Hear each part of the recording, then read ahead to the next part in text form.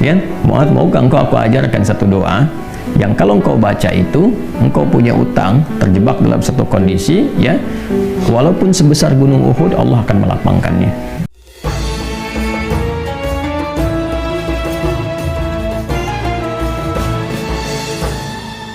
Di antara pelajaran yang pernah disampaikan oleh Nabi, yang diajarkan kepada Mu'adz bin Jabal, ya Mu'adz, atau kama qala Rasulullah sallallahu alaihi wasallam, wahai Mu'adz, wa'allimuka du'aan, aku akan ajarkan kepadamu satu doa. Ya, dan jelas kalimatnya, bisa mengentaskan kesulitanmu, utang-utangmu, dain kalimatnya itu, walaupun itu sebesar Jabal Uhud, gunung Uhud. Ya, Masya Allah.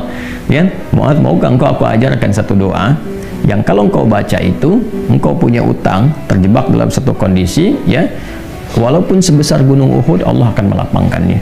Ya, teman-teman yang pernah umrah, pernah haji, tahulah seperti apa gunung Uhud itu. Ya, panjangnya luar biasa dan seterusnya. Itu ilustrasi. Ya, bukan berarti harus segunung Uhud begitu, gambarannya sebanyak apapun. Kalau benar-benar kita terkoneksi dengan Allah, bukankah Allah Maha Kaya, Maha segalanya, yang mudah mengangkat, mudah menurunkan, mudah memberi, mudah juga menghilangkan sesuatu, mengangkat yang baik, memberi yang baik, menghilangkan yang buruk, gitu kan? Dan seterusnya. Maka Mu'adz tentu mengiyakan, dan Nabi kemudian sallallahu alaihi wasallam memberikan petunjuk doanya, gitu kan? Maka beliau memulai dengan Allahumma, gitu kan? Kalau kita baca ayatnya kan kulillahumma, ya. Nah, kita bisa bacakan langsung potong dari kata Allahumma-nya berdasarkan pengajaran dari Nabi sallallahu alaihi wasallam kepada Mu'adz bin Jabal. Itu bisa dicek di hadisnya. Allahumma malikal mulki. Coba buka mushafnya, ya. Buka mushafnya. Teman-teman buka mushaf ini, mushaf masing-masing di rumah, cari Quran surah ketiga Ali Imran ayat 26.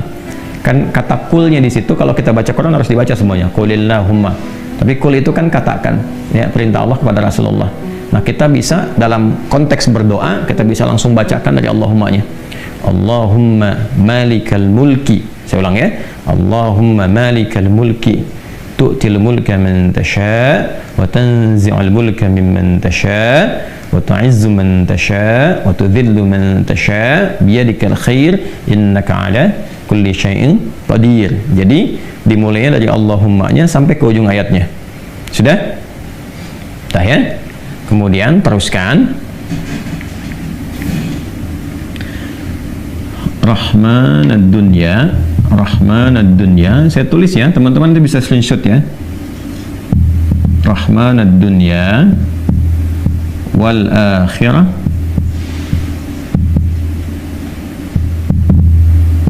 Rahmanad dunya wal akhirah wa rahimahuma warahimahuma. Teruskan.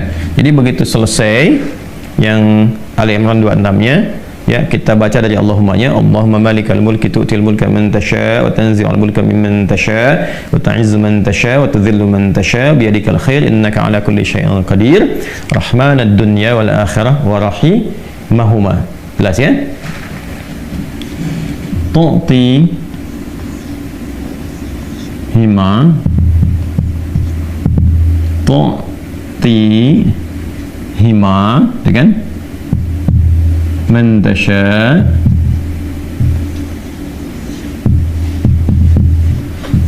dah? Wa tamna'u minhuma man tasha.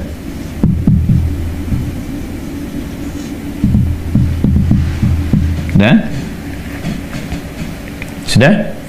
Rahmanad dunya wal akhirah wa rahimahuma. Asalnya ya Rahman, ya Rahmanad dunya wal akhirah. Karena kita ingin cepat. Biasanya kan orang memohon tuh kalau punya hutang pengen cepat dilepaskan, kan? Maka caranya biasanya dilepaskan huruf ya-nya dan menunjukkan ini fathah untuk menunjukkan ada ya sebelumnya. Asalnya ya Rahmanad dunya wal akhirah. Kita percepat supaya kita minta sesuatu dipercepat. Rahmanad dunya wal akhirah wa rahimahuma tu'tihima man tasha' wa tamna'u minhuma, ya kan? Man tasha'. Allahumma malikal mulki tu'til mulka man tasha'. Ya Allah yang menggenggam segenap kekuasaan, Engkau memberikan kekuasaan pada siapa yang Engkau kehendaki. Wa tanzi'ul mulka mimman tasha', dan juga mencabut, mengambil kekuasaan dari siapa yang Engkau kehendaki. Wa tu'izzu man tasha', Engkau mengagungkan, mengangkat siapa yang Engkau kehendaki. wa tudhillu man tasya, dan engkau bahkan merendahkan di antara makhlukmu yang engkau kehendaki sesuai dengan hukum-hukummu. Biyadikal khair, segala ketetapan kebaikan dan segala kemuliaan ada dalam ketetapanmu. Innaka ala kulli syai'in qadir, hanya engkau yang paling kuasa untuk menetapkan segala hal. Rahmanad dunya wal akhirah, ya Allah yang maha pengasih, yang sempurna kasihnya dalam urusan dunia dan akhirat. Wa rahimahuma, dan sempurna kasih sayangnya dalam segala urusan dunia dan akhirat.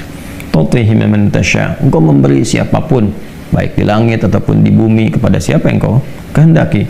Wa tamna'u minhum man tasya, engkau pun bisa mencegah apapun terjadi bagi siapapun makhlukmu di langit ataupun di bumi. Jadi kita mengambil dua hal nih, yang baik Allah kasih, dari yang buruk-buruk dicegah, gitu kan?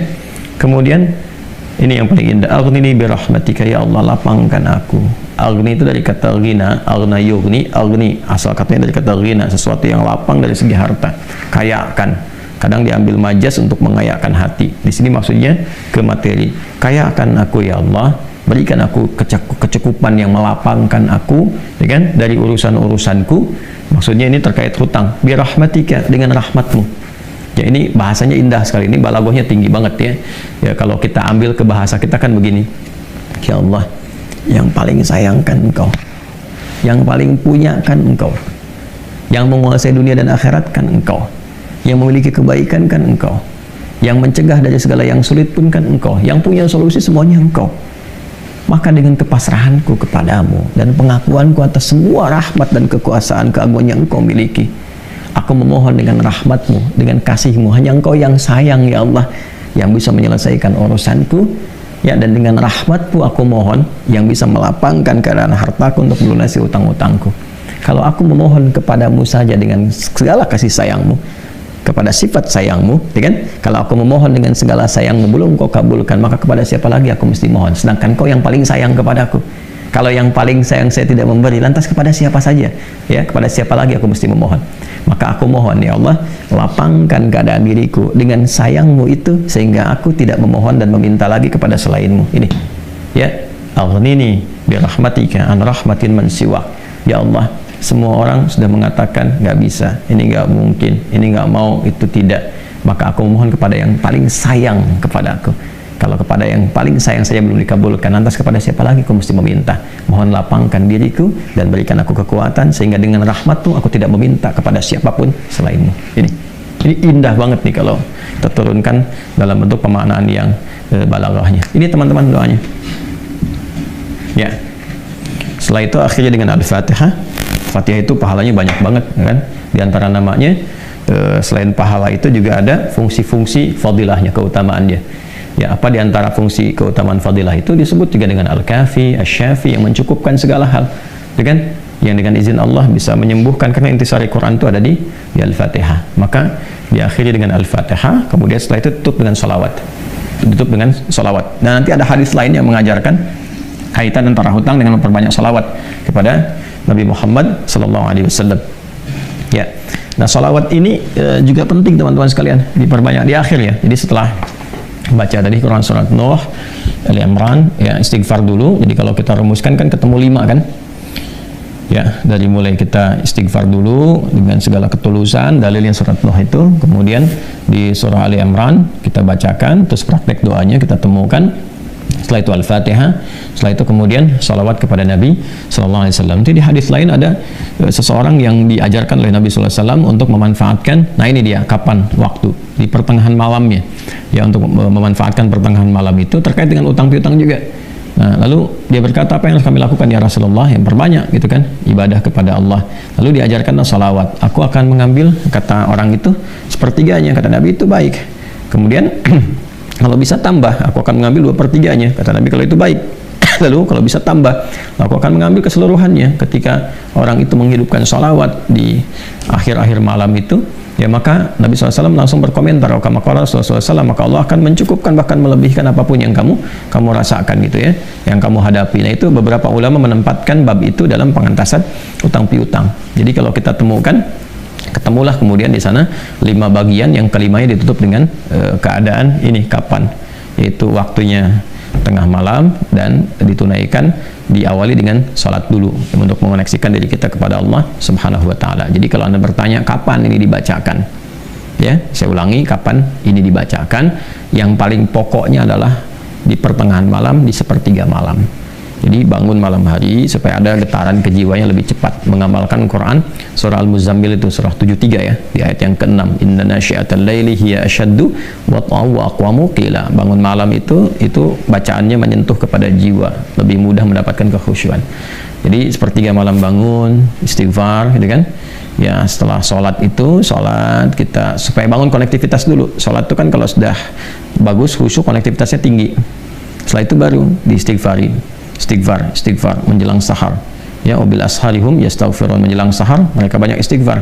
Nah, kalau sudah beristighfar, itu Masya Allah nanti di Quran surah ketiga ayat 17 itu nanti akan diberikan oleh Allah 4 kekuatan yang bersanding dengan orang istighfar. As-sabirina was-sadiqina wal-qanitina wal-munfiqina wal-mustaghfirina bil ashar. Punya kekuatan untuk sabar, punya kekuatan untuk membenarkan ajaran Quran dan mengamalkannya. Kemudian apa lagi? Qanitin, khusyuk ibadah. Orang yang biasa bangun malam istighfar di ujung malam tuh lebih khusyuk ibadahnya. Nah, itu wal munfiqin, bisa jadi rajin infak, setara itu. 4 itu bisa setara. Jadi orang yang istighfar, pemahaman pertamanya bisa setara amalnya dengan orang yang rajin infak, yang khusyuk ibadah, orang yang membenarkan isi kitab dan mengamalkan, serta orang sabar. Pemahaman berikutnya adalah mendapatkan 4 keutamaan ini.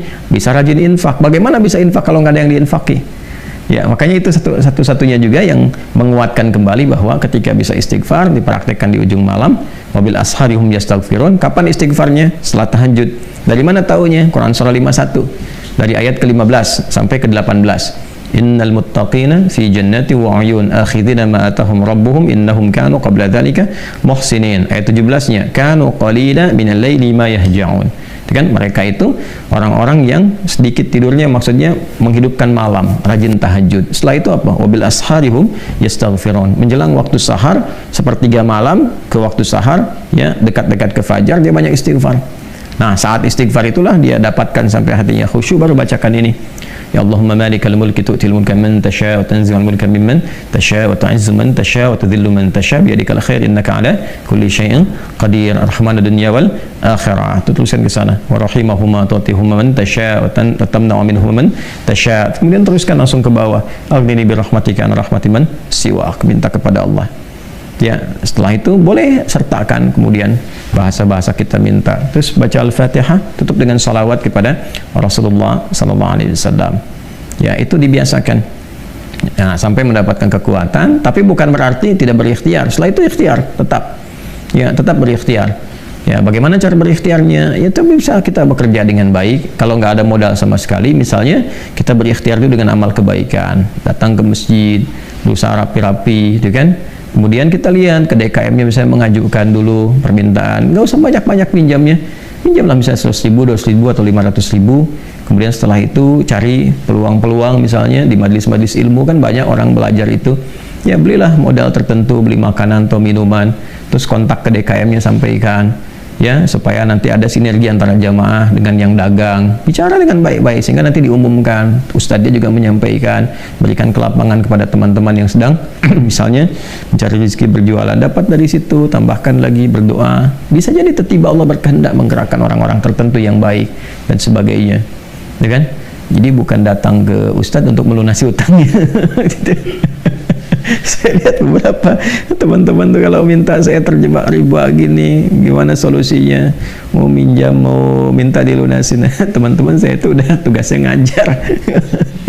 Kalau antum tanya doa saya jawab, tapi ya, kalau urusan dunia carilah gitu kan, terkait dengan dunianya. Bisa antum ke Basnas, bisa ke bagian DKM masjid, bisa ke teman-teman pengusaha yang muslim yang baik-baik ya. Kalau saya kan ngajar gitu. Ya, kalau ada alhamdulillah, kalau ada itu kan ya, kalau yang sifatnya terkait dengan bimbingan itu lebih utama.